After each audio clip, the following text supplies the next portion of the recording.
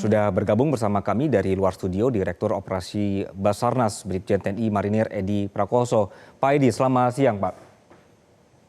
Selamat siang Pak Anggi. Ya, Pak Edi, jadi perkembangan sampai hari ini apa yang sudah dievaluasi oleh tim Pak?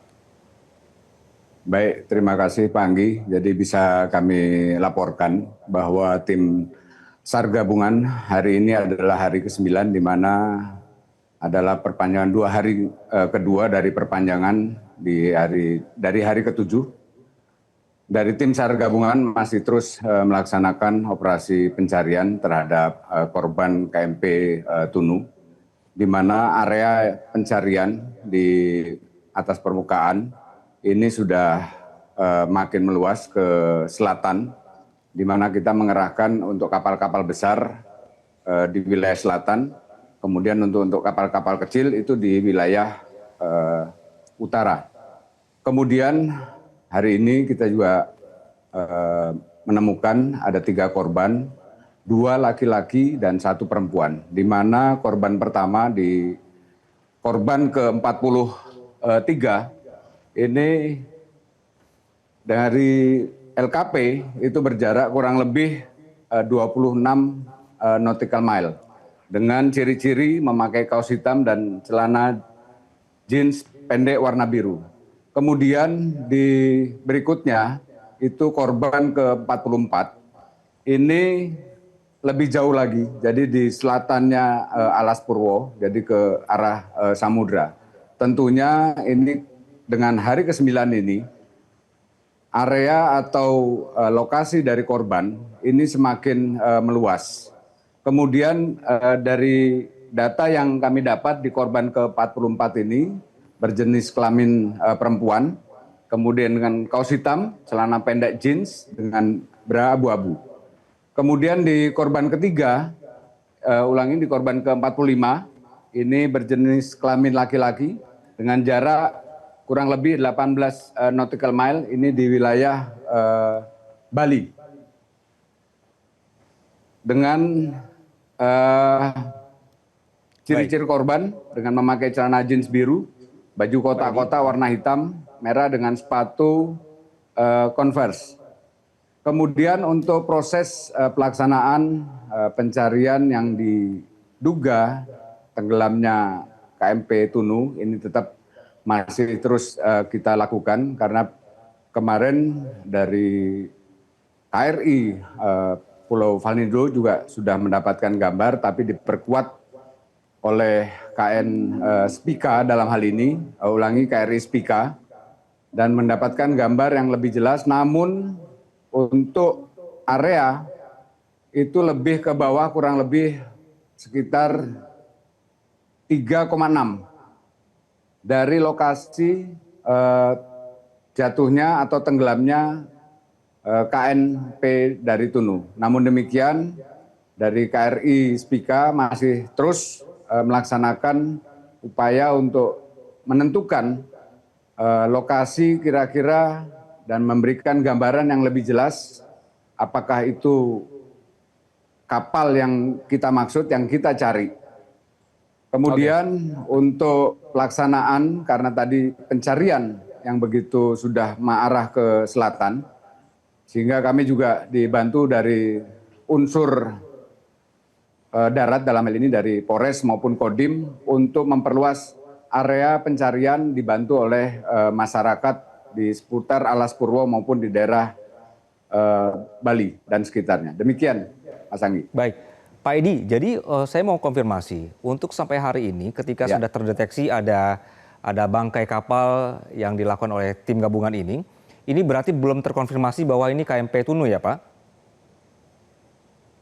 Ya, jadi dari yang kemarin oleh KRI Valnido itu secara dimensi itu ternyata lebih kecil.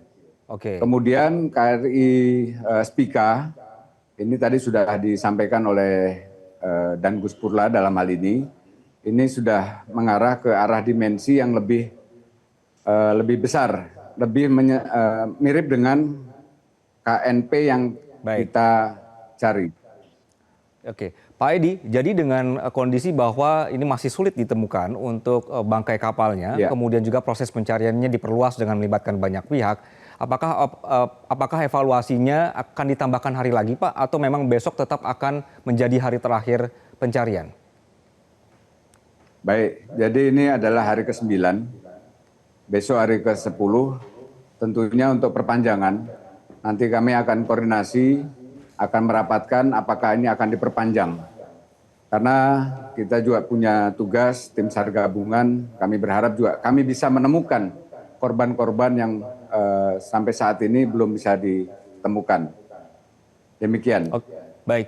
Pak Edi, dari pihak keluarga ini terus menunggu di posko gitu Pak ya, untuk mendampingi tim yang di lapangan. Tapi kita ketahui bahwa ini laut arusnya deras, kemudian dalam begitu dan luas area pencariannya.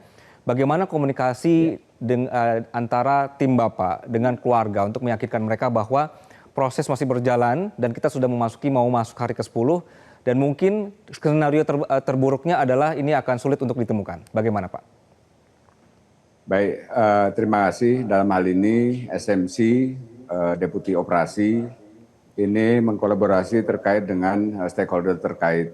Kami juga membagi tugas terkait bagaimana pembagian tugas ini untuk terhadap keluarga korban. Dari pihak SDP, dari kami, kemudian dari Polri, terus melakukan trauma healing, kemudian kita juga melaksanakan doa bersama.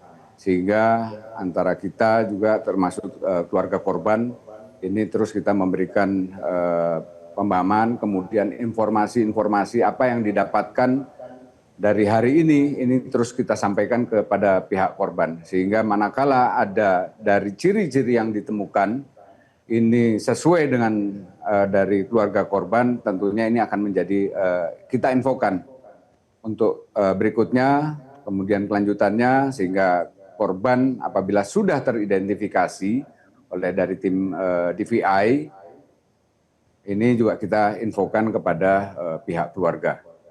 Oke, berarti dari pihak keluarga akan sudah bisa ya Pak menerima segala kemungkinan yang terjadi, apapun skenarionya? Ya, jadi kami terus berupaya, kami juga mohon doanya dari seluruh masyarakat, supaya kami juga bisa menemukan rekan-rekan, saudara-saudara kita yang masih dalam pencarian, sehingga manakala nanti itu diperpanjang, itu juga nanti akan kita rapatkan dengan stakeholder terkait. Kemudian apapun yang kami dapatkan selalu kami infokan kepada pihak keluarga. Sehingga keputusan apapun nanti juga akan kita libatkan dari pihak keluarga. Karena ini memang juga tadi yang sudah kami sampaikan bagi temuan, ini juga sudah terlalu jauh sampai ke arah samudra di selatan Alas Purwo. Oke. Pak, dengan kita punya waktu 1 hari lagi, apakah ada kemungkinan pembicaraan akan ada penambahan armada atau alat untuk memperluas atau kemudian menefektifkan pencarian, Pak? Jadi untuk unsur di atas permukaan, ini kita juga sudah mengerahkan beberapa kapal. Tadi yang sudah saya sampaikan bahwa kita sudah melibatkan kurang lebih sekitar 22 kapal, baik kapal besar dan kapal kecil. Sehingga area pencarian tentunya karena ini sudah mengarah ke arah selatan, sehingga dibutuhkan kapal-kapal yang lebih besar. Kemudian dari Dinas Navigasi juga sudah mendatangkan kapal Masalembo dalam hal ini untuk nanti juga kita tempatkan ROV yang dimiliki oleh KNKT.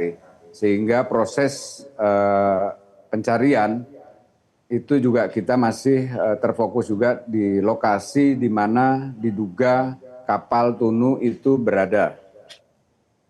Alut yang kita miliki, kita maksimalkan, baik itu dari Pusidros, kemudian dari KNKT, maupun dari tim penyelam, demikian. Oke, Pak Edi, dengan asesmen yang dilihat dari lokasi, di lapangan begitu, dengan arus yang ada saat ini, berubah setiap hari dan deras ya Pak, dan juga tadi Bapak sempat menyebutkan ini sudah mengarah ke selatan. Mungkin kami ingin tahu Pak, jadi ketika per hari itu bisa bergeser berapa meter Pak, sehingga akhirnya pun ini bisa terus ke selatan. Kemudian kalaupun amit-amit begitu Pak ya, ini bangkainya kemudian terbawa terus ke selatan, apa dampaknya Pak? Konsekuensinya apa?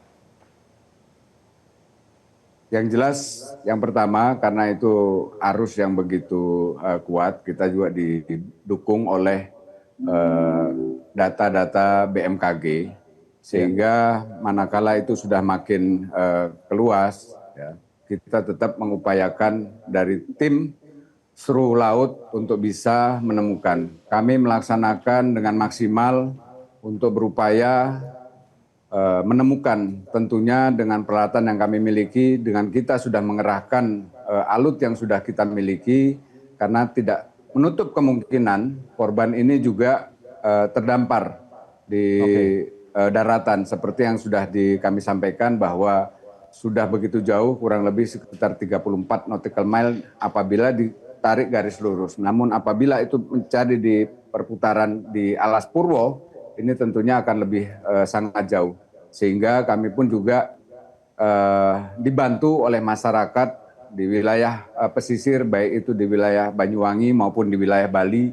Apabila menemukan korban, ini segera bisa melaporkan ke posko yang sudah dibentuk baik di Ketapang maupun di Bali.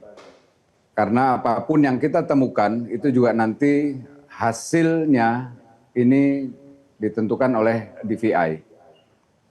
Baik, Direktur Demikian. Operasi Basarnas Brigjen TNI Edi Prakoso, terima kasih Pak untuk informasinya di Metro Siang. Terima kasih. Jelajahi cara baru mendapatkan informasi. Download Metro TV Extend sekarang.